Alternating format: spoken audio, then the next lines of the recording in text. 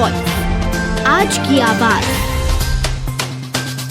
भाजपा के पूर्व विधायक सत्यनारायण सत्तन अपने तीखे बयानों के लिए हमेशा चर्चा में बने रहते हैं। लंबे समय बाद उन्होंने पूर्व लोकसभा अध्यक्ष सुमित्रा महाजन की अध्यक्षता में इंदौर के गौरव दिवस मनाने की तारीख तय करने के लिए आयोजित बैठक को लेकर बयान दिया था।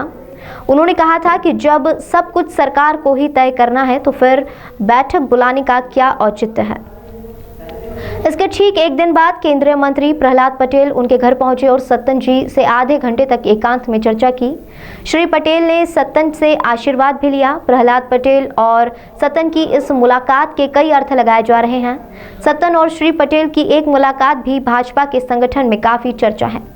इस मुलाकात को लेकर जब श्री सत्तन से पूछा गया तो उन्होंने कहा कि प्रहलाद पटेल केंद्रीय मंत्री हैं और वह समय समय पर प्रदेश के नेताओं से मेल मुलाकात कर संगठन की सफलता और कमजोरी दोनों के संबंध में जानकारी लेते रहते हैं। श्री सत्तन ने कहा कि केंद्र का मंत्री जब आता है तो उसका कुछ प्रयोजन होता है। इसी के तहत प्रहलाद पटेल मुझसे मिलने आए थे। राज्य शासन का आदेश है, वो जो जिस राज्य शासन ने हम लोगों को गौरव तिथि उन्हें निर्धारित करने के लिए भेजा था, मुख्यमंत्री जी का आदेश था।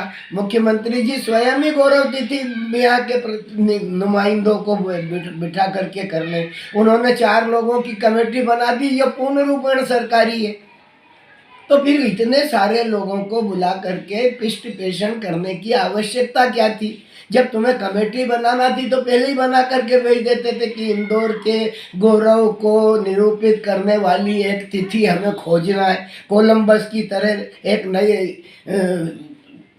सृष्टि का एक नए उसका निर्माण करना है, देखना है, जांचना है, परखना है।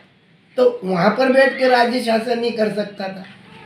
जब यहाँ पर इतने सारे लोगों की उपस्थिति में कोई निर्णय कर पाने में हम लोग कामयाब नहीं हुए तो राज्य शासन ही करेगा। अब वो 4 आदमियों की कमेटियां हैं, उसमें 2 प्रशासनिक हैं और 2 सामाजिक हैं। और सामाजिक में भी कोई ऐसा व्यक्ति नहीं है जो समाज से आया हुआ हो। वो एक ही संगठन के 2 व्यक्ति हैं, एक ही संगठन के 2 व्यक्ति हैं। उसमें अन्य राजनीतिक दलों में हिस्सा लेने वाले लोगों का एक भी प्रतिनिधि नहीं है। इंदौर में सभी प्रकार के लोग रहते हैं। यहाँ पर समाजवादी भी रहते हैं, कम्युनिस्ट भी रहते हैं, कांग्रेस भी रहती है।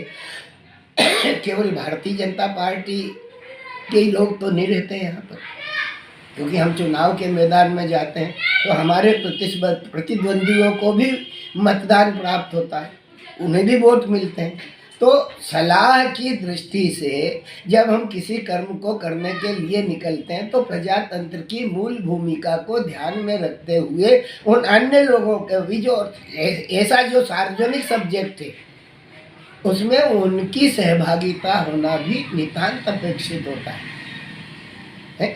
तब अब आज नहीं तो कल लोग खड़े होकर के करेंगे कि ये तो भारतीय जनता पार्टी वालों ने पक्षपात कर दिया। वे पहले तो मीटिंग बुलाई, कोई निर्णय नहीं हुआ तो अपने 2 नुमाइंदे और 2 अधिकारी रख करके उसकी कमेटी बना करके खेल कर दिया। अरे यही तुम्हें करना था तो पहले ही कमेटी बना करके और ये कर देते तो कम से कम आलोचना से तो बचते।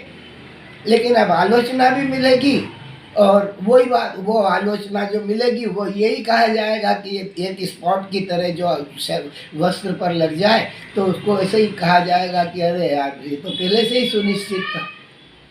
जब कोई राजनेता किसी राजनेता से मुलाकात करता है तो उसमें राजनीति का सब्जेक्ट विषय तो होता ही है, लेकिन चूँकि एक पारिवारिक तौर तरीका भी होता है जो पारस्परिक रूप से एक दूसरे के सुख दुखों को जानना और उनकी घटनाइयों को समझना, ये भी उसका एक पक्ष होता है। और उस पक्ष को लेकर के प्रहलाद जी हमारे बीच में आए थे। प्रहलाद जी जो हैं भक्ति भाव को धारण करने वाले राजनेता हैं। उन्होंने माता नर्मदा की परिक्रमा की है और परिक्रमा करने के पश्चात उन्होंने अपने जीवन की शैली को जिस तरीके से कार्यों में रह कर के उद्घाटित किया है वो अपने आप में अभिनव है। किस तरह से आपसे चर्चा हुई उनकी किस तरह की चर्चा आपसे हुई थी? आपके पास आए थे आशीर्वाद लेने? सभी तरीके की चर्चा हुई थी, घर की, परिवार की, राजनीति की, ऐसी कोई खास चर्चा नहीं थी जिसको लेकर के हम उसे वो कर सकें कि हाँ कोई राजनीति के विशेष संदर्भों में कोई आचरण युक्त क्रियाओं को लेकर के हुई हो, ऐसा कुछ नहीं था।